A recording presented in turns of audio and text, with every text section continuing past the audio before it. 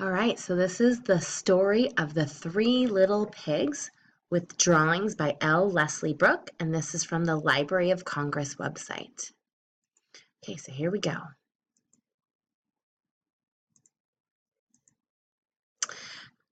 Once upon a time, there was an old sow with three little pigs, and she had had enough to keep them. She sent them out to seek their fortune. The first that went off met a man with a bundle of straw and said to him, "Please, man, give me that straw to build me a house," which the man did, and the little pig built a house with it.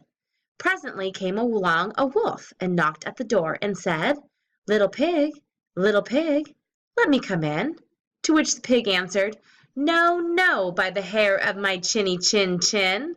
Then I'll huff and I'll puff and I'll blow your house in," said the wolf. So he huffed and he puffed and he blew his house in, and he ate up the little pig.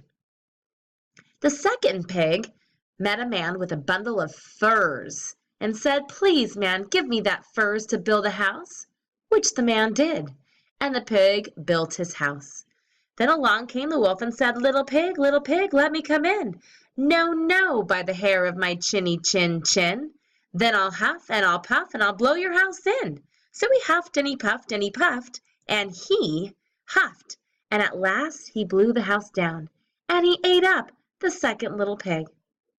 The third little pig met a man with a load of bricks and said, "Please, man, give me those bricks to build a house with." So the man gave him the bricks, and he built his house with them. So the wolf came as he did to the other little pigs and said, little pig, let me come in." "No, no, by the hair of my chinny chin chin." "Well, then I'll huff and I'll puff and I'll blow your house in." Well, he huffed and he puffed and he huffed and he huffed and puffed and he puffed and he huffed, but he could not get the house down. When he found that he could not, with all of his huffing and puffing, blow the house down, he said, little pig, I know where this is a nice field of turnips." "Where?" said the little pig. "Oh, in the Mr. Smith home field, and it will be ready for you, and it will be ready tomorrow morning. I will call for you, and we will go together and get some for dinner." "Very well," said the little pig. "I will be ready. What time do you mean to go?" "Oh, at 6 o'clock." Well, the little pig got up at 5 and got the turnips and was home again before 6. When the wolf came, he said, little pig, are you ready?" "Ready," said the little pig. "I have been and come back again and got a nice pot full for dinner." The wolf felt very angry at this, but thought that he would be up to the little pig somehow or other.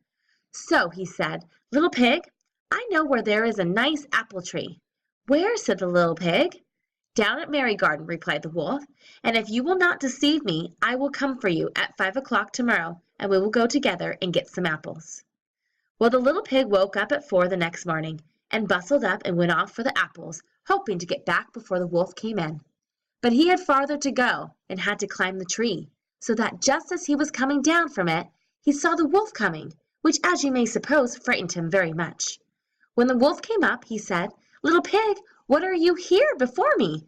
Are they nice apples?" "Yes, very," said the little pig.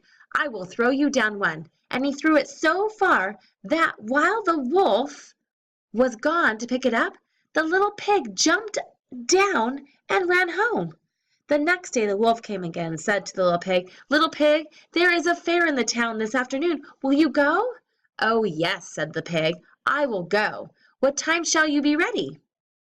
"At 3, said the wolf. So the little pig went off before time, as usual, and got to the fair, and bought a butter churn, and was on his way home with it when he saw the wolf coming. Then he could not tell what to do, so he got into the churn to hide, and in doing so it turned it round, and it began to roll, and rolled down the hill with the pig inside it, which frightened the wolf so much that he ran home without going to the fair. He went to the little pig's house and told him how frightened he had been by a great round thing which came down the hill past him. Then the little pig said, "Ha! I frightened you, didn't I?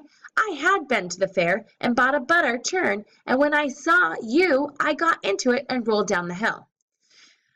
Well, then the wolf was very angry indeed, and declared he would eat up the little pig, and that he would get down the chimney after him. When the little pig saw what he was about, he hung on the pot full of water and made up a blazing fire, and just as the wolf was coming down, took off the cover of the pot, and in fell the wolf. And the little pig put on the cover again in an instant, boiled him up, and ate him for supper, and lived happily ever after. The end.